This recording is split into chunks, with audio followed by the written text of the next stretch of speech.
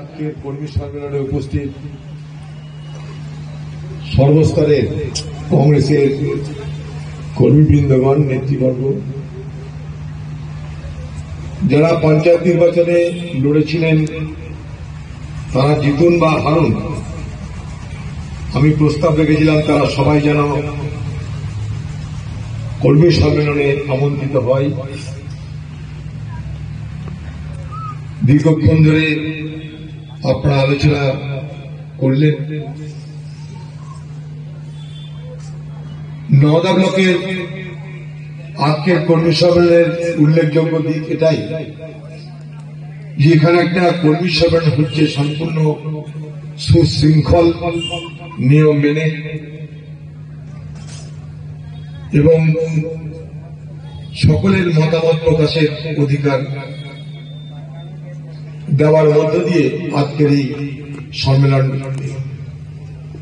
হচ্ছে। এটা দেখে আমাদের খুব ভালো লাগছে। যারা যারা আজকের সম্মেলনে অংশগ্রহণ করলেন, বক্তব্য রাখলেন, তারা তাদের যোগ্যতা নিরিখে, তাদের ভাবনার নিরিখে, তাদের মতামত প্রকাশের মধ্য দিয়ে নওদার কংগ্রেস দলকে আরো শক্তিশালী করবার লক্ষ্যে এগিয়ে নিয়ে গেলেন। তাই যারা আজকে বক্তা হিসেবে অংশগ্রহণ করলেন সকলকে আমি ধন্যবাদ জানাবো, অভিনন্দন জানাবো। নওদার মানুষ অত্যন্ত সচেতন মানুষ, তাই সচেতন মানুষের কাছে রাজনৈতিক বক্তব্য পেশ করতে পারলে তারা তাদের সমর্থন আমাদের দিকে প্রসারিত করবে, এটা সহজেই আমরা ধরে নিতে পারি। কিন্তু সেই সাধারণ মানুষের কাছে আমাদের কথাগুলো তুলে ধরবে কে? প্রশ্নটা এই জায়গাটায়। কারণ আজকে যারা ক্ষমতায় আছে, মনে করুন কেন্দ্রে যারা ক্ষমতায়, রাজ্যে যারা ক্ষমতায়, লক্ষ্য করে দেখবেন তারা খুব সুপরিকল্পিত ভাবে প্রচুর টাকা ব্যয় করে মানুষের ভাবনাকে প্রভাবিত করবার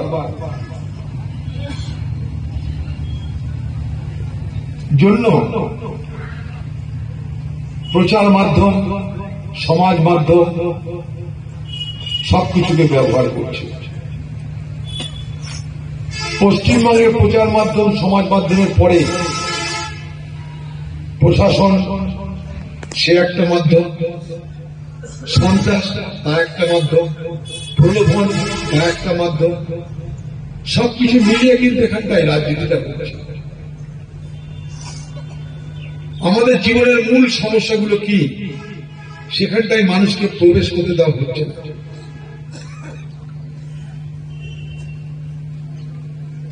টিভি খুললে এখন দেখবেন,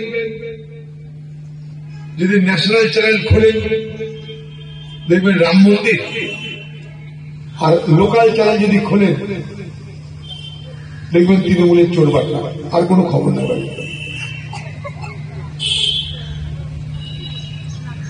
মানুষের জীবনের সমস্যা কি, তার প্রয়োজন কি, তার চাহিদা কি, তার ভাবনা কি, কোন আলোচনা নেই। প্রচার মাধ্যম আমাদের মধ্যে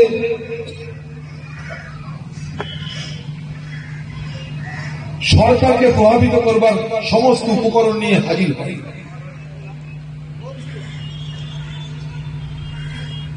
রাম মন্দির এদেশে একটা নয়, হাজারটা রাম মন্দির আছে। হিন্দুরা যুগ যুগ ধরে রামের পুজো করে থাকে, যেমন দুর্গা পুজো হয়, লক্ষ্মী পুজো হয়, রামনবমীতে রামের পুজো যুগ যুগ ধরে হচ্ছে। কিন্তু আজ নতুন করে আপনার মনে ঢুকিয়ে দেওয়া হচ্ছে যে ভারতবর্ষে বিজেপি পার্টি প্রথম রামকে প্রতিষ্ঠা করছে।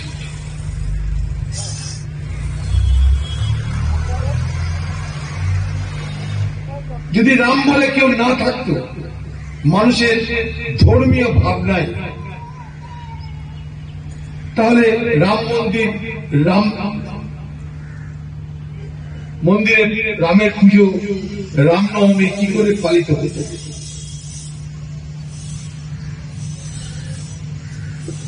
প্রচারের মাধ্যমে এখানে জোর যে মানুষের মধ্যে বিশ্বাস প্রবেশ করানো হচ্ছে যে বিজেপি এবং নরেন্দ্র মোদী ছিল বলে রাম মন্দির প্রতিষ্ঠা হচ্ছে।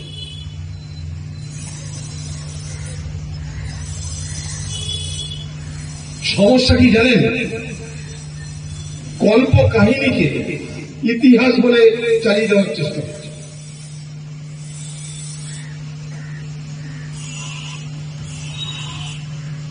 কল্প কাহিনী আছে, ইতিহাস আছে।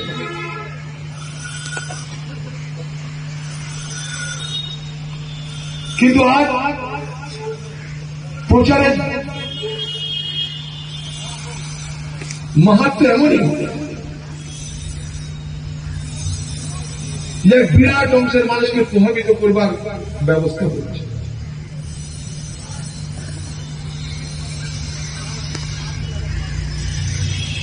আমরা আগেও বলেছিলাম যদি সুপ্রিম কোর্ট ফয়সালা নেয় আমাদের কিছু করার নেই। সুপ্রিম কোর্ট ফয়সালা নিয়েছে রাম মন্দির হবে, পাশে মসজিদ হবে, আমাদের কোন আপত্তি নেই।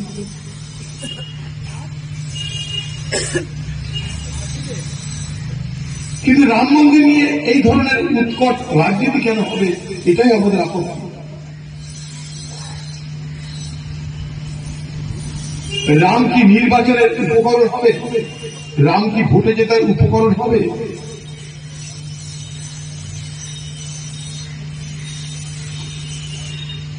এই পশ্চিমবঙ্গে স্বামী বিবেকানন্দের জন্ম হয়েছিল। স্বামী বিবেকানন্দ ভারতবর্ষের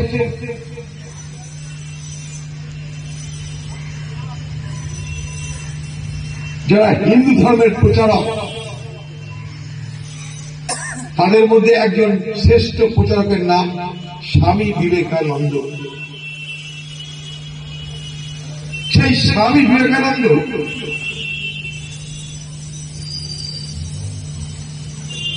আমেরিকায় গিয়ে সারা পৃথিবীর মানুষকে বলেছিল ধর্মীয় সম্মেলনে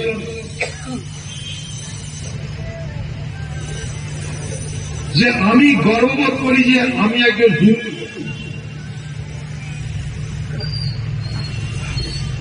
এবং আমি গর্ববোধ করি যে আমার যে ধর্ম হিন্দু ধর্ম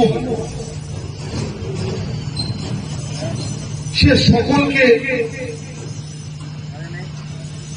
মর্যাদা দিয়ে গ্রহণ করে থাকে।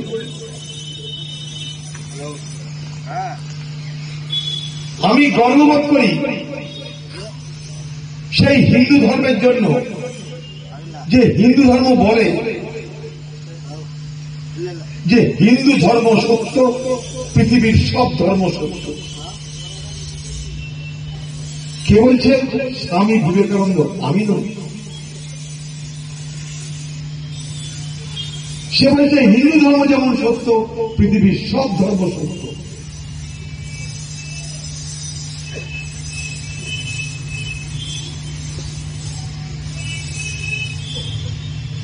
মহাত্মা গান্ধী বলছে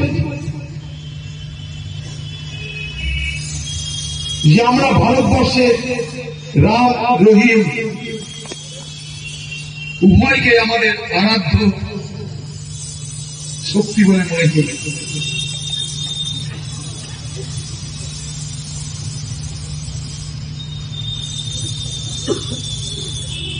কিন্তু আজ কোথায় চলেছি আমরা?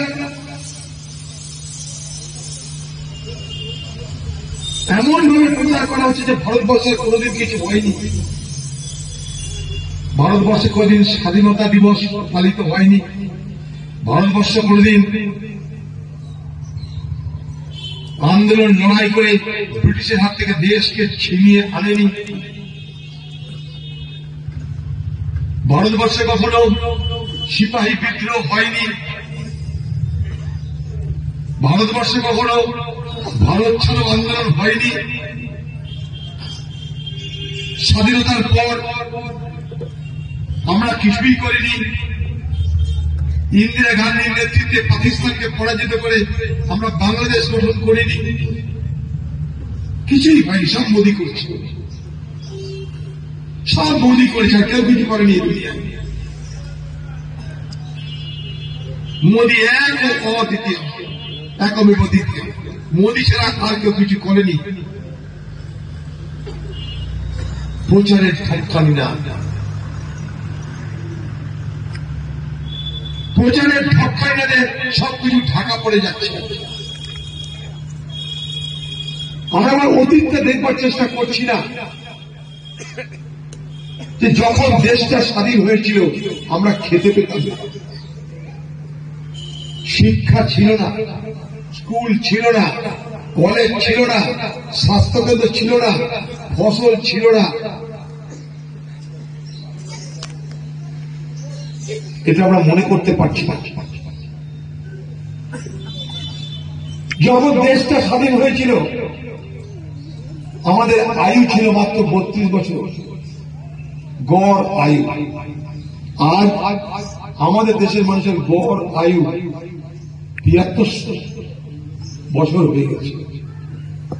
যেখানে গড় আয়ু ছিল 32, সেখান থেকে 73 নিয়ে যেতে পেরেছিলাম না। এমনি এমনি হয়েছে। মানুষকে সুস্থ সবল চিকিৎসার ব্যবস্থা না দিলে মানুষকে বেশি দিন বাঁচতে পারে? তার সেগুলো কারা দিয়েছিল? মোদী আসার আগে সব হিসাব দিচ্ছে আপনাদের আমি। তাহলে স্বাস্থ্য, খাদ্য, শিক্ষা কে দিয়েছিল?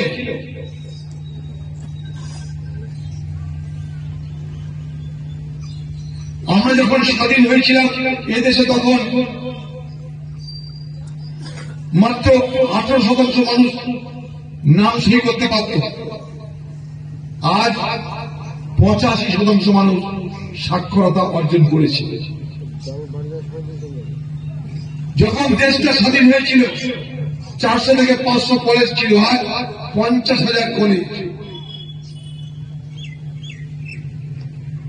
দেশটা যখন স্বাধীন হয়েছিল আমরা খাদ্য উৎপাদন করতাম মাত্র 3,20,00,000 টন। আজ আমরা খাদ্য উৎপাদন করি 30 কোটি টন। সব মোদী করে দিয়েছিল।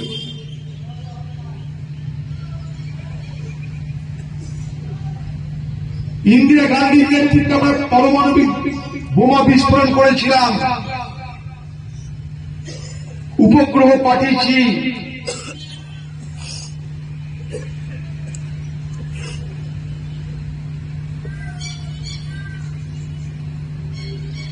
জ্ঞানে বিজ্ঞানে এদেশকে কোথায় নিয়ে গেছি তার সাক্ষী ভারতবর্ষের আজকের শিক্ষা ব্যবস্থা।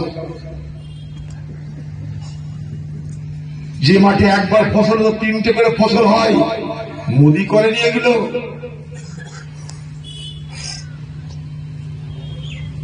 এগুলো মোদী করেনি।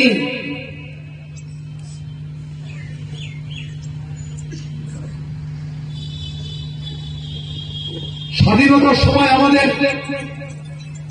ব্যাংক ছিল না। আপনার টাকার প্রয়োজন হলে মহাজনের কাছে যেতে হতো।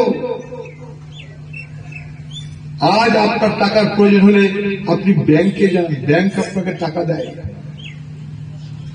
মোদী করেছে। এত ব্যাংক, এত আর্থিক ব্যবস্থা এবং আর্থিক ব্যবস্থা মানুষের যে পৌঁছে দেওয়ার দায়িত্ব কি মোদী নিয়েছিল?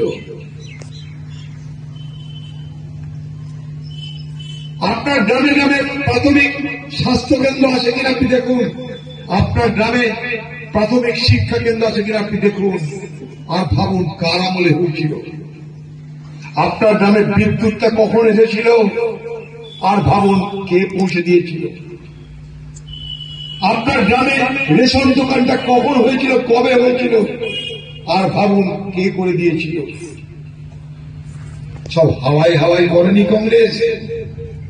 হ্যাঁ, দোষ ছিল একটা কংগ্রেসের, কি বলুন তো, আজকের মতন ঢাক বাজাতে পেরেছিল। আজকের মতো ঢাক বাজিয়ে মানুষের কানে তালা লাগিয়ে মোদি মোদি করে এই প্রচার আমরা করতে পারেন, তার একটাই কারণ, দেশের জন্য কাজ করব, প্রচারের জন্য তো নয়। দেশের মানুষ দায়িত্ব নিয়েছে, মানুষের জন্য সেবা করব, কাজ করব, উন্নয়ন করব, প্রচারের জন্য নয়। আজ উল্টো হয়ে গেছে, আজ কাজ করার থেকে প্রচার বেশি করতে হবে। আজকে সবকিছু উল্টো হয়ে গেছে। একদিন ছিল কথা কম কাজ বেশি, আজ উল্টো হয়ে গেছে কথা বেশি কাজ কম। কংগ্রেস সঙ্গে আজকে সরকার এখানেই পড়া।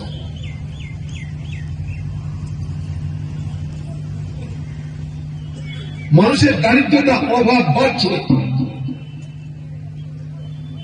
না দিল্লি দেখছে, না কলকাতা দেখছে, না দিদি দেখছে, না মোদি দেখছে।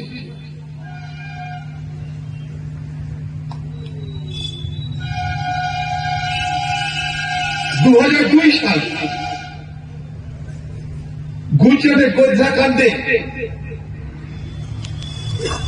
2000 মানুষকে খুন করা হল। তাহলে একটা পরিবার, বিলকিস বানু, সে তখন গর্ভবতী, 5 থেকে 6 মাসের গর্ভবতী। দাঙ্গার প্রতিশোধ নেওয়ার জন্য, সাম্প্রদায়িক দাঙ্গার বিষময় ফল কি দেখুন, সেই গর্ভবতী মহিলাকে ধর্ষণ করা হল, তার 3 বছরের শিশুটাকে হত্যা করা হল, তার পরিবারের 8 জনকে খুন করা হল। সে মহিলা কোন রকমে পালিয়ে বাঁচলেন। তারপরে সেই অপরাধীদের বিরুদ্ধে কেস হল। অপরাধীদের গুজরাটে সাজা হল না। বিলকিস বানুকে কোর্টে গিয়ে বলতে হলো, গুজরাটে আমি কেস করতে পারবো না, সেখানে আমাকে ঘর থেকে বারণ দেওয়া হচ্ছে না, আমি খুন হয়ে যাব। কোথায় কেস হবে? মহারাষ্ট্রে। মহারাষ্ট্রে গিয়ে কেস হলো, সেখানে বিচার হলো। বিলকিস বানুকে যারা ধর্ষণ করেছিল, ধর্ষণকারীদের সাজা দিল সেখানকার বিচার ব্যবস্থা, যাবজ্জীবন সাজা।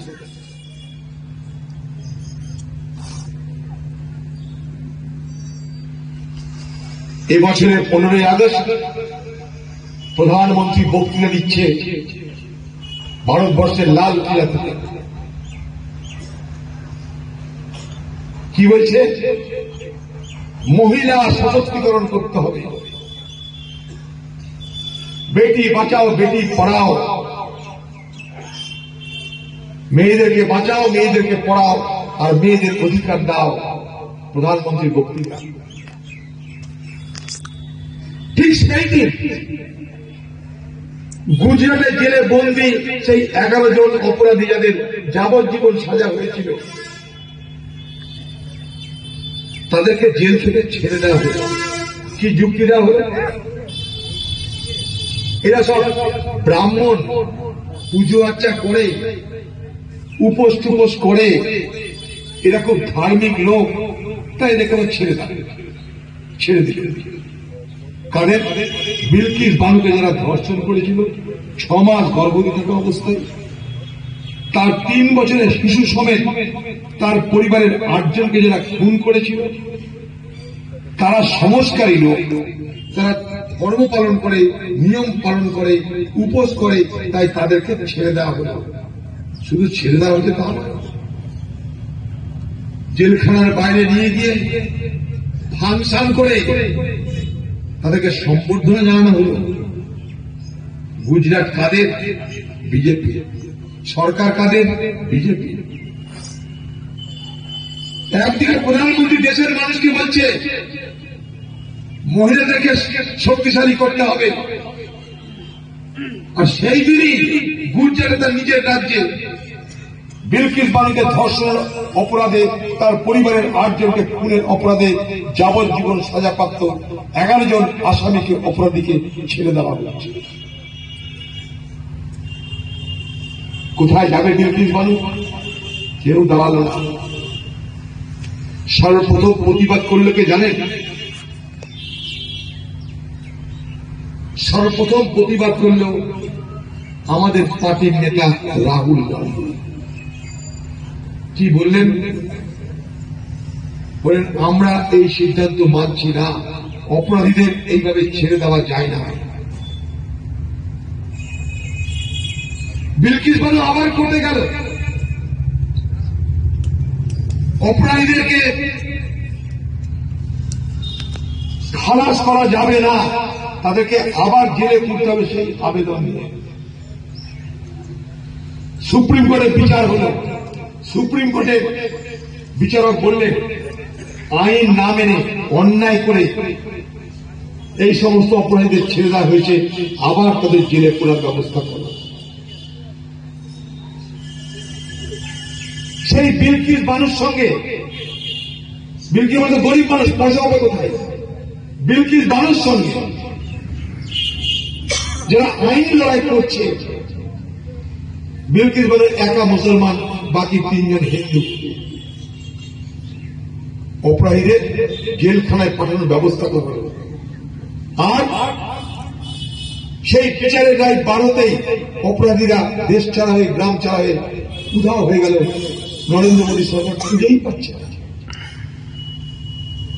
গুজরাটের বিজেপি সরকার, বিজেপি পুলিশ খুঁজেই পাচ্ছে না।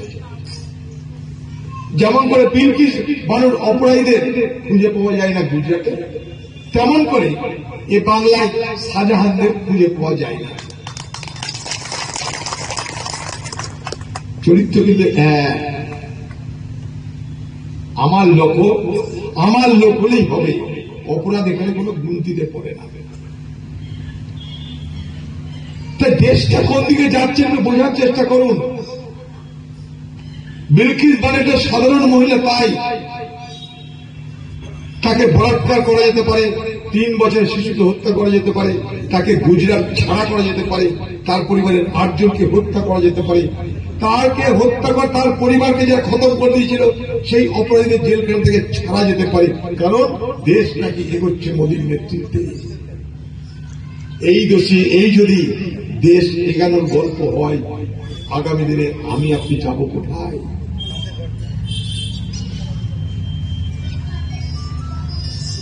ভগবান রামকে আপনাদের এই শিক্ষা দিয়েছিল। রামের নাম বানিয়ে ভোট হচ্ছে, আর কিছু হচ্ছে না। আমাকে নিমন্ত্রণ করেছিল, আমাদের পার্টি নেতা মল্লিকার্জুন খাড়গেকে নিমন্ত্রণ করেছিল, সোনিয়া গান্ধীকে নিমন্ত্রণ করেছিল। আমরা 3 জন 22 জানুয়ারি অযোধ্যায় রাম মন্দির নির্মাণের নরেন্দ্র মোদীর এই যে নাটক, সেই নাটকের নিমন্ত্রিত ব্যক্তি ছিলাম। গতকাল আমরা 3 জন জানিয়ে দিয়েছি নিমন্ত্রণ রক্ষা করতে পারবো না। ওই নিমন্ত্রণ রক্ষা করে আমরা অযোধ্যার মন্দির উদ্বোধনে যেতে পারবো না, রাম মন্দির উদ্বোধনে যেতে পারবো না। কারণ রাম মন্দিরকে সামনে রেখে মোদী এখানে নির্বাচন করছে, ধর্মের নাম দিয়ে, ধর্মের অপব্যবহার করে, ধর্মীয় মনোভাবকে মানুষের মধ্যে নির্বাচনের কাজে লাগিয়ে রামকে অপমান করছে বলে আমরা মনে করি। শুধু আমরা নই, হিন্দু ধর্মের বড় বড় যারা শঙ্করাচার্য, বড় বড় পিঠের যারা মাথা, তারা পর্যন্ত বলছে আমরা যাব না। তাই মনে রাখবেন, এলাকার সাধারণ মানুষের হিন্দুই হোক আর মুসলমানই হোক, ধর্ম আমাদের ব্যক্তিগত বিষয়, ধর্ম আমাদের অন্তরে। ধর্মের নামে রাজনীতি যারা করে, আমি নজরুলের ভাষায় বলতে চাই, তারা বজ্জাতি করছে। ধর্মের নামে রাজনীতি যারা করে, তারা মানুষের সঙ্গে বজ্জাতি করছে বলে আমি মনে করি। তাই বুথের কর্মীরা মানুষের কাছে বলতে থাকুন। কারণ কি জানেন, আপ্রায় হচ্ছে দূরের একটা বুথে কংগ্রেসের চোখ, কংগ্রেসের কান। আমরা দূর থেকে কিছু করতে পারবো না যদি আমাদের কান শুনতে না পাই, চোখ দেখতে না পাই। আর বুথের কর্মীরা হলো আমাদের চোখ, আমাদের কান। 2019 সালে লোকসভার ভোট হয়েছিল। সেদিন তৃণমূল পার্টির প্রচার ছিল কি, অধীর চৌধুরী বিজেপি হয়ে যাচ্ছে, ভোট দিয়ে লাভ। প্রমাণ কি না, অধীর চৌধুরী যোগী আদিত্যনাথের সঙ্গে দেখা করেছে উত্তরপ্রদেশে, তাই বিজেপিতে যাওয়ার ব্যবস্থা করেছে, বিজেপিতে চলে যাবে। ভোট দিয়ে লাভ নেই, জিতলে বিজেপিতে চলে যাবে। কারণ অধীর চৌধুরী যোগী আদিত্যনাথের সঙ্গে দেখা করেছে। একটা মানুষ আরেকটা মানুষের সঙ্গে দেখা করল কিসের জন্য? তাকে খুন করার জন্য, ষড়যন্ত্র করার জন্য, ধান্দা করার জন্য, ব্যবসা করার জন্য, খাবার খাওয়ার জন্য, ঘুষ দেওয়ার জন্য বা ঘুষ নেওয়ার জন্য, কিসের জন্য তার কোনো ব্যাখ্যা নাই। অথচ বলে দেওয়া হলো অধীর চৌধুরী বিজেপি নিয়ে যাচ্ছে। গ্রামে গ্রামে ধোঁয়াধার প্রচার চলল। মনে করি দেখুন 2019 সাল গ্রামে গ্রামে প্রচার, অধীর চৌধুরী বিজেপি, অধীর চৌধুরী বিজেপি। ফিরহাদ হাকিম দিয়েছে আবার রেজিনগরের কিছু কিছু গায়ে বললো সব বন্ধ হয়ে যাবে, গোষ্ঠ সব খাওয়া বন্ধ হয়ে যাবে, অধীর চৌধুরী বিজেপি হয়ে যাচ্ছে। সাবধান। কেন গেছিলাম জানেন যোগী আদিত্যনাথের কাছে? হ্যাঁ গেছিলাম। সে আমার অপরিচিত নয়, তাকে চিনি। আপনারা আমাকে এমপি করে পাঠিয়েছিলেন, তাকেও কেউ এমপি করে পাঠিয়েছিল। লোকসভায় আমরা সবাই সবাইকে চিনি। আমিও মোদীকে চিনি, মোদীও আমাকে চেনে। মোদী আমার সঙ্গে কথা বলে, তাদের বিজেপির নেতারা হবে এত তোমার সঙ্গে কথা বলছে, আমাদের তো পাত্তাই দেয় না মোদী। যোগী আদিত্যনাথের কাছে আমি গেছিলাম কখন? যখন যোগী আদিত্যনাথ উত্তরপ্রদেশের মুখ্যমন্ত্রী তখন। কেন জানেন? আমাদের এই রাজ্যের বহু মানুষ তারা উত্তরপ্রদেশের বিভিন্ন জায়গায় কর্ম করে খায়। যোগী সরকার ক্ষমতা আসার পর এই বাংলার যারা মানুষ সেখানে করে কমে খাচ্ছে, তাদেরকে বাংলাদেশি চিহ্নিতকরণের নামে বিভিন্ন ধরনের অত্যাচার হচ্ছিল। কাউকে থানা ডাকছে, কাউকে কেস দিচ্ছে, কাউকে ঘর থেকে বার করে দিচ্ছে। তাদের মধ্যে কিছু লোক আমার সঙ্গে যোগাযোগ করে। আমি তাদের আগে যোগীর কাছে গেছিলাম বোঝাতে যে দেখো, বাংলাদেশের বাঙালি আর পশ্চিমবঙ্গের বাঙালি ফারাক করা মুশকিল। বাংলাদেশের বাঙালি বাংলা ভাষায় কথা বলে, এ রাজ্যের বাঙালিও বাংলা ভাষায় কথা বলে। তাদের খাদ্য আমাদের খাদ্য, তাদের ড্রেস পোশাক আমাদের ড্রেস পোশাক, তাদের চেহারা আমাদের চেহারা, সব এক। তাই তুমি এগুলো বুঝতে পারছো না। তুমি পশ্চিমবঙ্গের বাঙালিকে বাংলাদেশি ভেবে অত্যাচার করছো, এটা তোমার বন্ধ করা দরকার। অপকার করেছিলাম। এখান থেকে যারা বাইরে কাজ করতে যায় তাদের কি কোনো জাত ধর্ম দেখে আমি এগুলো বলেছি? তারা হিন্দু, তারা মুসলমান, সবাই যায় বাইরে কাজ। কিন্তু সেইটাকে এইখানটা প্রচার হলো কি করে? অধীর চৌধুরী যোগীর সঙ্গে দেখা করে ফেলল, দেখা করে বিজেপিতে সামিল হওয়ার কথা হয়ে গেল। যোগীর সঙ্গে আমি উত্তরপ্রদেশের সরকারি ভবনে গিয়ে, প্রশাসনিক ভবনে গিয়ে মুখ্যমন্ত্রী হিসেবে দেখা করেছি। মুখ্যমন্ত্রীর সঙ্গে যখন কোন অ্যাপয়েন্টমেন্ট হয় তখন সেটা প্রকাশ করা হয় সবসময়। মুখ্যমন্ত্রীর সঙ্গে তাদের আজকে অ্যাপয়েন্টমেন্ট হবে, দেখা হবে, তালিকা প্রকাশ হয়ে যায় সরকারিভাবে। সেই সরকারি তালিকায় দেখা গেছে অধীর চৌধুরীকে দেখা করছে। সাংবাদিক বাইরে ছিল। আপনি যোগীর সঙ্গে কি আলোচনা করলেন? আমার রাজনীতি আলোচনা করেছি, আমি বেশি দিতে পারবো না। আমি ভারতবর্ষের প্রধানমন্ত্রীর সাথে দেখা করেছি। কিসের জন্য? আমাদের মুর্শিদাবাদ জেলা জলঙ্গিতে কাটমানি বলে একটা জায়গা আছে, কাটমানি। সেই কাটমানির উল্টো দিকে হচ্ছে রাজশাহী চরঘাট, মাত্র 4 কিলোমিটার দূরত্ব। পদ্মা নদীর উপর দিয়ে যদি একটা ব্রিজ করা যায় তাহলে বাংলাদেশ থেকে মুর্শিদাবাদের যাতায়াতের রাস্তা খুলে যাবে।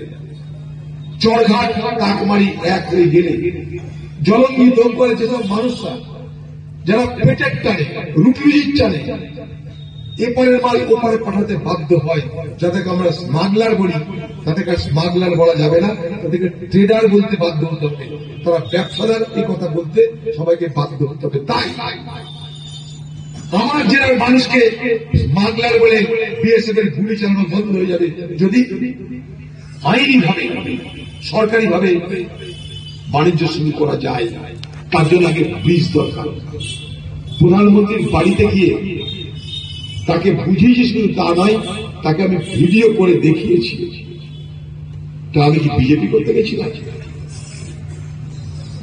কিন্তু যোগী আদিত্যনাথের সঙ্গে বিজেপি বলে দিল বিজেপি করতে গেছে।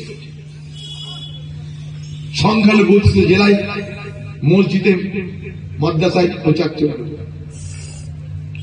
একটা অংশের মানুষ আমাকে ভুল বোঝাতে পারিনি, আমি সুযোগই পাইনি। আমি তাদের আশীর্বাদ থেকে, দুয়া থেকে, দয়া থেকে বঞ্চিত হলাম। কিন্তু লক্ষ্য করে দেখুন, সেদিন যার নেতৃত্বের প্রচারটা হয়েছিল তৃণমূল নেতা শুভেন্দু অধিকারী, এখন তিনি বাংলার বিজেপি নেতা শুভেন্দু অধিকারী হয়েছেন। সেদিন তৃণমূল নেতা শুভেন্দু অধিকারীর নেতৃত্বে এই বহরমপুর শহরে আমাকে হারানোর জন্য মমতা ব্যানার্জি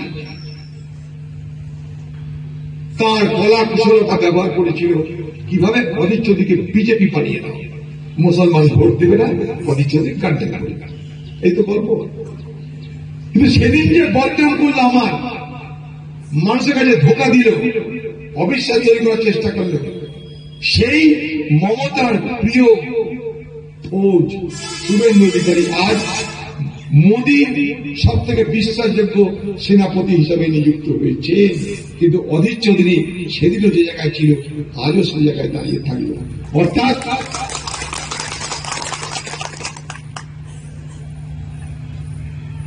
নিয়াত কাদের সাথ আপনারা দেখে নেন। সেদিন যদি বুঝে বুঝে বুথ কর্মীরা প্রকৃততে যারা আমাদের চোখ এবং কান, তারা যদি সতর্ক থাকতো, এই প্রচারটা করতে পারত না, এই প্রচারটা করতে পারত না।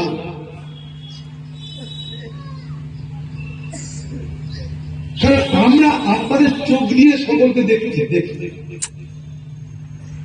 আমি তো এই নিয়ে কোনো কথা বলতে পারলাম না, ভালো করে মানুষকে বোঝানোর চেষ্টা করতে পারলাম। শুনবেন, গত লোকসভা ভোটে 269টা বুথ লুট হয়ে গেল। 269টা বুথ লুট হয়ে গেল। কারণ আমাকে কোন খবর দিল না যে লুট হচ্ছে। তৃণমূলের ভয়, পুলিশের ভয়, আমাদের পার্টির দুর্বলতার কারণে 269টা বুথে আমরা এজেন্ট দিতে পারিনি। আমাদের সব নেতা সত্য কথা বলেনি। যদি আমাকে বুথের দিনেও, ভোটের দিনেও বলতো যে এখানে এখানে রিগিং হচ্ছে, আমি কিন্তু ব্যবস্থা নিতে পারতাম। ঠিক একই জিনিস করতে গিয়েছিল বহরমপুর শহরে, সেখানে বুথ রিগিং শুরু করেছিল ভোর ভোর। কিন্তু সেখানে একটা বুথের একটা মেয়ে প্রথম আমাকে খবরটা দেয়, দাদা লুট হচ্ছে। সকালবেলা বেরিয়ে গিয়ে হামলা শুরু করলাম আমি, সঙ্গে কেন্দ্রীয় বাহিনীকে ধাক্কা মারতে আরম্ভ করলাম। ফলে মানুষ ভোট দিতে পারল না। কিন্তু বাকি 269টা বুথ লুট হয়ে গেল। ভোটের পর তৃণমূল ধরে নিল না, জিতে গেছে। আবির পটকা কিনে রেডি ছিল। ডিএমএসপি খুব খুশি হয়েছিল, তৃণমূলকে কথা দিয়েছিল তখনকার এসপি আর ডিএম, আপনাকে আমরা সিটটা দিচ্ছি। প্রমোশন পাকা হয়ে গেছিল। গুমতি শেষ হওয়ার পর তাদের থোবড়াগুলো ব্যাঙের মতো হয়ে গেছে। আমি কথাটা এই কারণেই বলছি, কংগ্রেসকে হারানোর জন্য আবার একই চেষ্টা করে। 2021 সালের ভোট হয়েছিল, মোদী আর অমিত শাহ নিয়ে এসেছিল নাগরিক আইন। বিজেপি নিয়ে এলো এনআরসি, আর দিদি আপনাদের কাছে এসে বলল আমি থাকতে এনআরসি কি আছে? আল্লাহ আমি থাকতে কেউ আটকাতে পারবে না। আমরা কেউ এটা বুঝলাম না যে নাগরিক আইন খাই না মাথায় দেয়। আমরা কেউ এটা বুঝলাম না এনআরসি খাই না মাথায় দেয়। নাগরিক আইন তো পাস হয়ে গেছে ভারতবর্ষের পারলাম। আমরা আইনি বিরোধিতা করেছি নাগরিক আইন। ভারতবর্ষের মতো দেশে একটা ধর্মীয় সম্প্রদায়কে আলাদা করার লক্ষ্য নিয়ে কোন আইন সমর্থন আমরা করতে পারি না। সেখানে বলে দেওয়া আছে বাংলাদেশ, পাকিস্তান, আফগানিস্তান থেকে মুসলমান যদি অত্যাচারিত হয়ে আসে তাদের এখানে খাতিরদারি করতে পারবো না, হিন্দু এলে আমরা খাতিরদারি করব। আমাদের দেশের আইন এইভাবে তৈরি হতে পারে না। আইনটা সকলের জন্য। ধর্মের নামে কোনো আইন আমাদের দেশে তো হয় না। যদি ধর্মের উপরে ভিত্তি করে আমাদের দেশ গঠিত হতো তাহলে পাকিস্তানের থেকে বেশি মুসলমান কি করে আমাদের দেশে থাকতো? তার একটা কারণ, ধর্মের উপরে ভিত্তি করে আমাদের দেশ গঠন হয়নি। তাই পৃথিবীর মানুষ অবাক হয়ে দেখে আমাদেরকে আর বলে যে ভারতবর্ষ এক আশ্চর্যের দেশ, হিন্দু, মুসলমান, শিখ, খ্রিস্টান একসঙ্গে কি করে তারা বসবাস করে, 22টা ভাষা সরকারি ভাষা হিসেবে কি করে চলে, অবাক হয়ে যায় তারা। এটাই আমাদের কৃতিত্ব এই দেশে। এবং এই কৃতিত্ব সাধন করতে পেরেছিল সেদিন কংগ্রেসের নেতৃত্বের যোগ্যতা, তাদের ভাবনা, তাদের দূরদৃষ্টি ছিল বলে আজও ভারতবর্ষ এক হয়ে আছে। সেইটাকে দুর্বল করবার চেষ্টা হলে কংগ্রেস তো বসে থাকবে না। 1925 সাল তৈরি হয়েছিল ভারতবর্ষে আরএসএস।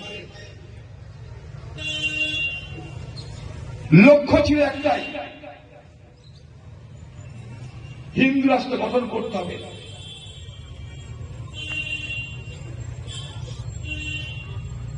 আজকের নয়, 1925 সালে স্বাধীনতার সময় স্বাধীনতা আন্দোলনে তারা সামিল হয়নি, ব্রিটিশ হুকুমতের গোলামি করল। মহাত্মা গান্ধী যখন বলল ভারত ছাড়ো আন্দোলনে সামিল হও সবাই, আরএসএস বলল না, হিন্দুরা এই আন্দোলনে সামিল হলো না, তোমরা ব্রিটিশকে সাহায্য করো। 200 বছর ধরে ব্রিটিশ আমাদের শোষণ করছে, সবকিছু লুট করে বিনিময়ে যারা আমাদের মন্নান্তর দিল। লক্ষ লক্ষ মানুষ যে ব্রিটিশের আমলে খেতে না পেয়ে মারা গেল, দুর্ভিক্ষে মারা গেল, তাদের কথা না ভেবে ব্রিটিশের হাত শক্তিশালী করতে গেল সেই আরএসএস, সেই বিশ্ব হিন্দু পরিষদ আজ দেশপ্রেমিক হয়ে গেল। আর সেদিন যারা হাজারে হাজারে লাখে লাখে আন্দোলন করে জেল খেটে বন্দী হয়ে ফাঁসির মঞ্চে দেশের জন্য প্রাণ ত্যাগ করে এদেশকে স্বাধীন করল, আজ তাদেরকে দেশদ্রোহী বানানোর চেষ্টা হয়। তাহলে প্রচার কোথায় চলেছে বোঝার চেষ্টা করে। প্রচারের ঠকখানি না দিয়ে মানুষকে অন্ধ করতে চাইছে, মানুষকে কালা করতে চাইছে, বড় ভয়ঙ্কর খেলা শুরু হয়েছে।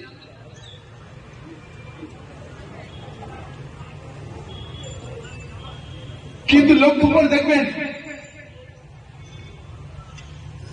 স্বাধীনতার পর থেকে এবং স্বাধীনতার আগেও কংগ্রেস, আরএসএস, বিশ্ব হিন্দু পরিষদের এই তত্ত্বের বিরোধিতা করেছে।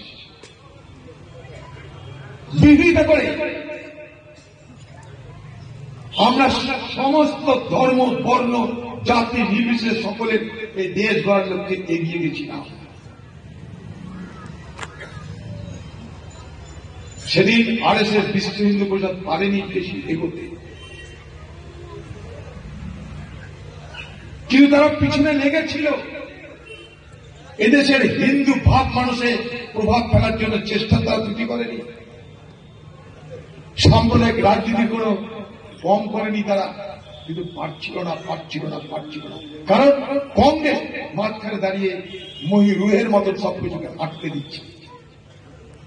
তাই অপেক্ষা করতে আজ প্রায় 100 বছর অপেক্ষা করেছে আরএসএস বিশ্ব হিন্দু পরিষদ। এখন তারা দেশটাকে সাম্প্রদায়িক বিভাজনের দ্বারা বিভাজিত করবার চেষ্টা করছে, অন্তত মানসিকভাবে।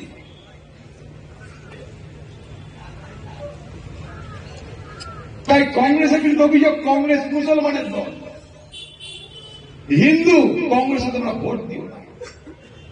এই যে আমরা রাম মন্দির নির্মাণে গেলাম না, এই যে আমরা মোদীর রাম মন্দির উদ্বোধনে গেলাম না, বিজেপি প্রচার শুরু করে দিয়েছে কংগ্রেস হিন্দু বিরোধী, তাই উদ্বোধনে এলো না। আমরা যদি হিন্দু বিরোধী হই, তাহলে দেশের যারা শঙ্করাচার্য, হিন্দু ধর্মের একটা পিছের যারা মাথা, তারাও কি হিন্দু বিরোধী? তারা কেন আসছে?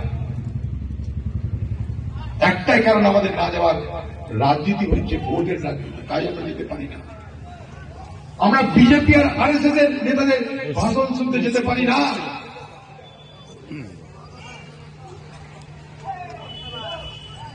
তাই লক্ষ্য করে দেখুন, কংগ্রেস ছিল বলে 100 বছর ধরে অপেক্ষা করতে হয়েছে। আজ কংগ্রেসকে দেখে দেওয়ার চেষ্টা করছে মুসলমানের দল বলে, তাতে আমাদের অনেক জায়গায় ক্ষতি হয়েছে। সেই ষড়যন্ত্র আজও চলছে, দেশে চলছে, রাজ্যে চলছে। এনআরসি করে হই হল্লা বলল, দিদি এসে বলে গেল আমি থাকতে এনআরসি হবে না। ভোটের পর দিদির মুখে আর কোনদিন এনআরসির কথা শুনেছেন? না। ভোটের পরে আর কোনদিন বিজেপির মুখে নাগরিক আইন শুনেছেন? না। আইন পাস হয়েছে 5 বছর। হিন্দুদেরকে বলে রাখি, এই আইনের ঘেরাকলের কথা,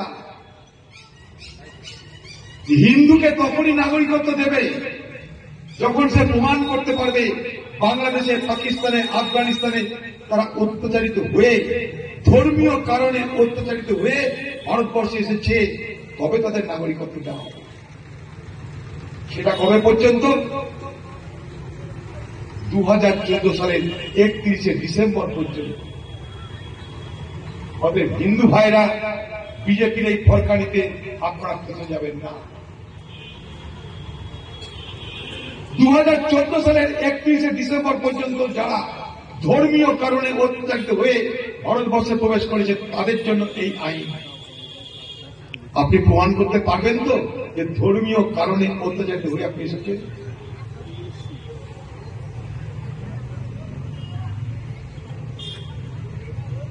মোদীর ক্ষমতা আছে এনআরসি তালিকা প্রকাশ করে সব মুসলমানকে বাংলাদেশ পাঠানো? ক্ষমতা আছে?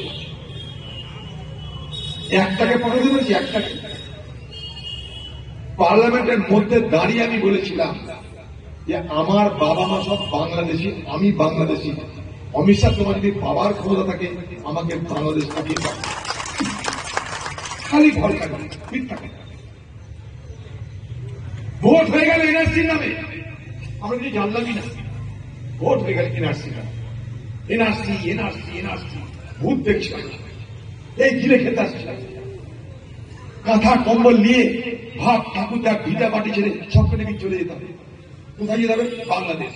জায়গাও ঠিক হয়ে গেছে, বাংলাদেশ। আচ্ছা, বাংলাদেশ সরকার আপনাকে নিবে, তবে আপনি যাবেন নাকি? মনে করেন আপনার বাড়িতে আমি যাব, তো আপনি আমাকে দরজাটা খুলবেন, তবে তো ঢুকবো নাকি?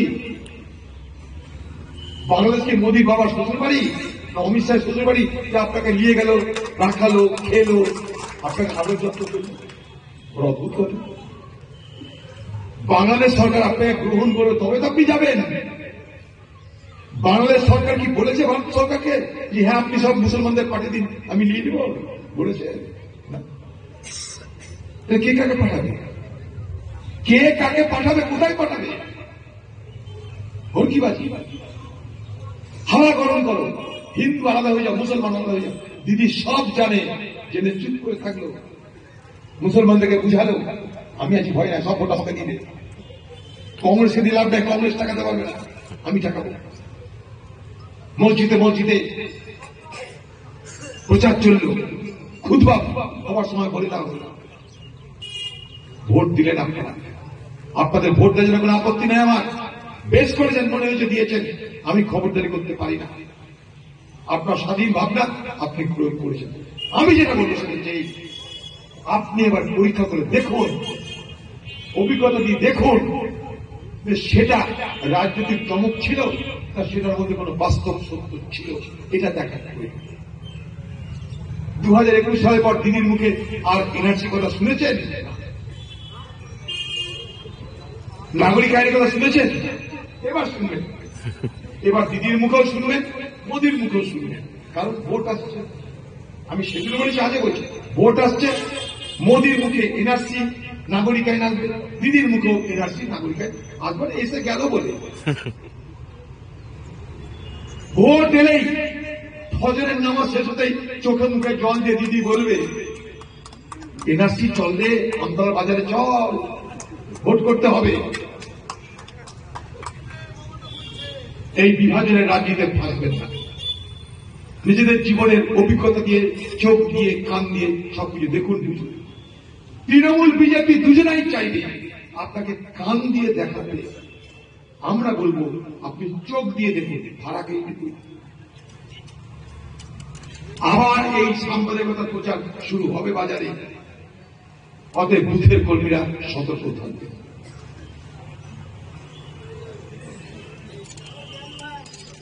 তাই কংগ্রেসের কর্মীরা, গ্রামের মানুষ আজকে খুব কষ্টে আছে, 100 দিনের কাজ নেই। তৃণমূল বলছে কেন্দ্র দিচ্ছে না, তাই আমাদের কিছু করার নাই। এর আগে 100 দিনের কাজে কখনো শুনেছেন তৃণমূল নেতাদের মুখে? 100 দিনের কাজটা কংগ্রেস নিয়ে এসেছিল, তাই আমাদের এত উপকার হয়েছে। এখানে একজন বক্তা বলেছিলেন যে প্রথম যখন 100 দিনের আইন আসে তখন আমরা পশ্চিমবঙ্গের 3টে জেলাকে অন্তর্ভুক্ত করেছিলাম, তার মধ্যে 25 জেলা। ঠিক বলেছি। তখন জেলা পরিষদ আমাদের ছিল, সিদ্দিকা বেগম সভাধিপতি ছিল, দিল্লির সরকার আমাদের ছিল। 50টা জেলায় প্রথম শুরু হয়েছিল 100 দিনের কাজ। আমরা আমাদের জেলার ভোট ছিনিয়ে এনেছিলাম, যেহেতু জেলা পরিষদ আমাদের ছিল, আমি এমপি ছিলাম, সোনিয়া গান্ধীকে বুঝিয়ে অন্তর্ভুক্ত করিয়েছিলাম। কখনো কি তৃণমূল নেতারা যখন আপনার গ্রামে 100 দিনের কাজে ঢালাই করে তখন কি একবার বলে কংগ্রেস সরকারের এই আইন ছিল বলে আজ গ্রামের রাস্তাটা পাকা করবে না? আপনি তো জানেন এটা, আপনি তো আপনার এলাকার লোককে বলতে পারেন। আজকে 100 দিনের কাজ বন্ধ, অভাব বাড়ছে। মা বোনেরা, মা ভাবি বুবু বোনেরা সালনে কমতি করে দিচ্ছে। ভাবি বুবু মা বোন বৌদিরা সবজিতে বাজেট করে দিচ্ছে, 5 পদকে 4 পদ, 4 পদকে 3 পদ করতে হচ্ছে। সংসারে টানাটানি লেগে গেছে, বেশি তেল খরচ করা যাবে না, ঘি খরচ করা যাবে না, কারণ পকেটে পয়সা নাই, রোজগার কমে গেছে, কারণ 100 দিনের কাজ নাই। পশ্চিমবঙ্গের মুখ্যমন্ত্রী, পশ্চিমবঙ্গের তৃণমূল সরকার, তাদের দলের কয়লা চোর, বালি চোর, ছাগল চোর, গরু চোর, শিক্ষক যারা শিক্ষা দুর্নীতি যা চুরি করেছে, রেশন চোর, সবকে বাঁচাতে কোথায় যাচ্ছে? হাইকোর্ট। কোথায় যাচ্ছে? Supreme court. টাকা কার? সরকারি কোষাগারে। সরকারি কোষাগারের টাকা মানে আমার আপনার টাকা। আমার আপনার টাকা নিয়ে তার দলের চোর বাটপাট, তার দলের চিটারদের আইনের হাত থেকে বাঁচানোর জন্য হাইকোর্ট যাচ্ছে, সুপ্রিম কোর্ট যাচ্ছে, কোটি কোটি টাকা খরচ করছে। কিন্তু এই 100 দিনের কাজ, এই 100 দিনের কাজ তো আপনার আইনি অধিকার। আইন করে 2005 সালে আপনাকে 100 দিনের কাজ তুলে দেওয়া হয়েছিল। বছরে 100 দিন কাজ পাবেন, তাই 100 দিনের কাজ বলি আমরা। কাজ চাইলে কাজ দিতে হবে, কাজ দিতে না পারলে ক্ষতিপূরণ দিতে হবে, 15 দিনের মধ্যে পেমেন্ট করতে হবে, এটাই 100 দিনের কাজ। আমি যেটা প্রশ্ন করি সেটা হচ্ছে এই যে তুমি তোমার দলের চোরচোরটা বাঁচানোর জন্য হাইকোর্ট সুপ্রিম কোর্ট করছো, কিন্তু আমার 100 দিনের কাজ যেটা আমার আইনি অধিকার, সেই আইনি অধিকার থেকে যারা বঞ্চিত করছে তার জন্য তুমি কোর্ট করে একবার বলছো না এই আইনি অধিকার ফিরিয়ে দাও, বলছে তৃণমূলের সরকার। আমি আপনাদের কোর্ট করছি, কোর্টে গিয়ে বলবো এই 100 দিনের কাজের আইনি অধিকার ফিরিয়ে দাও, বলছে না। বলছে না কেন বলছে না? আমরা তো চাই বলুক, আমরা তো জানতে পারবো। তাহলে তুমি তোমার দলের নেতা মন্ত্রীদের জামিন নিতে কোর্টে যাচ্ছ, আর 100 দিনের কাজে বঞ্চিত মানুষের জন্য কোর্টে যেতে পারছো না। এই বিচারিতা কেন বাংলার মানুষ?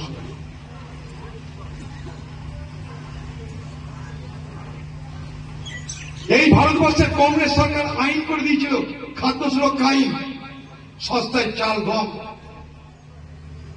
মোদী সেখান থেকে নকলি করে এই আইনটাকে ব্যবহার করছে নিজের পার্টির অগ্রগতির জন্য। এ বাংলায় মামাটি মানুষের সরকার করে যারা ক্ষমতা দিচ্ছে তারা গরিব মানুষের খাবার মেরে খেয়েছিল, চাল গম মেরে খোলা বাজারে বিক্রি করে পয়সা কামিয়েছে আর মানুষকে ঠকিয়েছে। যারা রেশন দোকানে রেশন দিতে যায় তারা কোটিপতি নয়, তারা সাধারণ মানুষ, গরিব মানুষ। ভালো চালের জায়গায় খারাপ চাল দেওয়া হয়, আটার ওজন কমিয়ে দেওয়া হয়, চাল গমের ওজন কমিয়ে দেওয়া হয়, আর হাজার হাজার কোটি টাকা সেই সমস্ত চাল গম আটা খোলা বাজারে বিক্রি করে রোজগার করে তৃণমূলের নেতারা। তাদের বিরুদ্ধে হাইকোর্ট হয়, হাইকোর্ট তদন্তের আদেশ দেয়, তদন্ত করে দেখা যাচ্ছে 20,000 কোটি টাকা লুট হয়েছে রেশন। ভাবা যায় আমার আপনার টাকা। মিড ডে মিল, ছোট ছোট শিশুদের খাবার মিড ডে মিল। কোভিডের সময় স্কুল বন্ধ ছিল, আপনারা জানেন, কিন্তু কোভিডের সময় স্কুল বন্ধ থাকলেও ছোট ছোট শিশুদের খাদ্য সরবরাহ বন্ধ ছিল না। তাদের রান্না করে খাবার দেওয়া যাচ্ছিল না, ঠিক কথা, কিন্তু শুকনো খাবার দেওয়ার ব্যবস্থা ছিল। গ্রামের মানুষ, আপনি স্মরণ করে দেখুন তো, কোভিডের সময় আপনার গ্রামের ছোট ছোট শিশুদের রান্না করা খাবার দেওয়ার পরিবর্তে শুকনো খাবার দেওয়া হয়েছে কি হয়নি? যদি না হয়ে থাকে জানবেন, সমস্ত খাবার বরাদ্দ হওয়া সত্ত্বেও শিশুদের কাছ থেকে সেই খাবার বঞ্চিত করে তাদেরকে ঠকিয়ে সেই খাবার বাজারে বিক্রি হয়ে গেছে। হ্যাঁ, এই অভিযোগ আমি তুলেছিলাম, আজ করে সেই সব কথা উঠছে। আমি অনেক আগে তুলেছি সেই কথা। যারা ছোট ছোট শিশুদের মিড ডে মিলের আহার না দিয়ে ঠগায়, সেই টাকায় নিজেরা বড়লোক হওয়ার চেষ্টা করে, আজ নয়তো কাল আল্লাহ তাআলার গজব তাদের উপরে পড়বেই পড়বে, কেউ উঠতে পারবে না। আজ দেখতে পাচ্ছেন চারদিকে ত্রাহি ত্রাহি লেগে গেছে তৃণমূল দলে। 2040 টাকা 1 কুইন্টাল ধানের দর। 1980 দশক থেকে ধানের দর তৈরি করে একটা সংস্থা, কেন্দ্রীয় সংস্থা, প্রতি বছর চাষিদের ন্যূনতম সহায়ক মূল্য ধার্য করার জন্য। এবছরের ধানের দর 2040 টাকা 1 কুইন্টাল ধান বিক্রি করতে পারছে না। বিক্রি কি হচ্ছে না? হচ্ছে। কিরকম করে? কাগজে কলমে। সেই কাগজে কলমে বিক্রির জন্য 1 কুইন্টাল ধানে মন্ত্রী ভাগ পায় কত? 20 টাকা। ভাবতে পারছেন আপনি কিভাবে আপনাকে ঢুকতে হচ্ছে? এতদিন মুখ্যমন্ত্রী বলছে যে পশ্চিমবঙ্গে পরে রাজ, দালাল রাজ তৈরি হয়েছে। আমরা তো অনেকদিন ধরে বলছি 1 কুইন্টাল ধানের দর 2040 টাকা পেলে একটা কৃষকের লাভ হয়। কেন পাবে না তারা? কেউ কাছে দয়া চাইছে না, অধিকার চাইছে। বাংলার মুখ্যমন্ত্রী অধিকার দাও, দয়া দিতে হবে না। সেখান থেকে আমরা বঞ্চিত। সার, বীজ, তেল সবকিছুর দাম বেড়ে চলেছে। বিদ্যুৎ, সার, বীজ সবকিছুর দর বেড়ে চলেছে। ফসল করবার খরচ বেড়ে চলেছে, বিক্রির দাম নাই। বাজারে জিনিসের দাম হুড় করে বাড়ছে। ভোটের সময় কি বলবেন? আমি তোমাদের লক্ষ্মীর ভান্ডার দিয়েছি। লক্ষ্মীর ভান্ডার দিয়ে আমাদের উদ্ধার করে দিয়েছি। চলে যান কর্ণাটক, কংগ্রেসের সরকার, প্রত্যেকটা মহিলা প্রত্যেক মাসে 2000 টাকা করে ভাতা পায়। যান 2000 টাকা। মহিলারা বাসে চড়ে বিনামূল্যে, 200 ইউনিট বিদ্যুৎ বিনামূল্যে পায়। যার কর্মী দেখে বেকার 3000 টাকা পায় ভাতা। আপনি কে লক্ষ্মীর ভান্ডার দেখাচ্ছেন? 500 টাকা লক্ষ্মীর ভান্ডার দিয়ে আপনি সব মহিলাদেরকে খরিদ করে নেবেন? যান আমতলা বাজারে 1 কেজি খাসির গোশত কিনুন, 700 টাকা লাগবে। এই দেখুন 750 টাকা 1 কিলো গোশতের দাম, আর আমার ঘরে মা বোনদের 500 টাকা দিয়ে তুমি খরিদ করে দিবা? আমার নিয়ে আপনার নিয়ে মা বোনদের দিচ্ছে। জিনিসের দর বাড়া মানে কি? সরকারি ঘরে পয়সা ঢোকা। গঙ্গা জলে গঙ্গা পুজো হচ্ছে, একদিকে লুট চলছে, দুর্নীতি চলছে, আরেকদিকে ভিক্ষা দিয়ে দয়া দেখিয়ে মানুষের ভোট খরিদ করা চলছে। লক্ষ্মীর ভান্ডার দয়া নয়, আপনার অধিকার। ভারতবর্ষের অনেক রাজ্যে চলে যান, বহু রাজ্যে যেখানে লক্ষ্মীর ভান্ডার মতন এই প্রকল্প চলছে। আমি তো একটা উদাহরণ দিলাম আপনাকে, কর্ণাটক। তাই এলাকার কংগ্রেস কর্মীরা মানুষের কাছে গিয়ে, মানুষের পাশে থেকে, মানুষের সঙ্গে সঙ্গ দিয়ে আপনাদের কিন্তু প্রচার করতে হবে। বসে বসে একটা মিটিং করলাম আর সব হয়ে গেল, তা কিন্তু হবে না। আমরা 2019-এ ঠকেছি, 2021-এ ঠকেছি, আর যেন আমাদের না ঠকতে না হয়।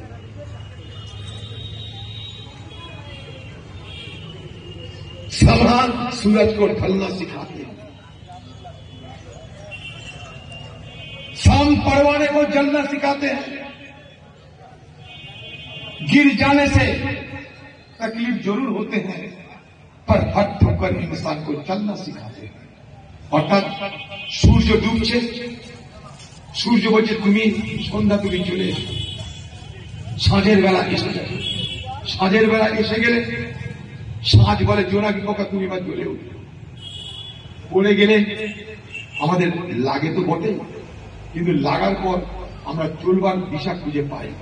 2019-এ ঠকেছি, 2021-এ ঠকেছি, অর্থাৎ পড়ে গেছিলাম, চোট লেগেছিল। তাই এবার আমরা কিন্তু শিখে আর চোট খাবো না, এগিয়ে যাব। মানুষের বিশ্বাস আস্থা অর্জন করে আমরা কংগ্রেসকে শক্তিশালী করব। আপনাদের সকলের কাছে এই কথা রেখে নমস্কার, সালাম, ধন্যবাদ, স্নেহ, ভালোবাসা জানিয়ে আমার কথা শেষ করছি। জয় হিন্দ। ধন্যবাদ।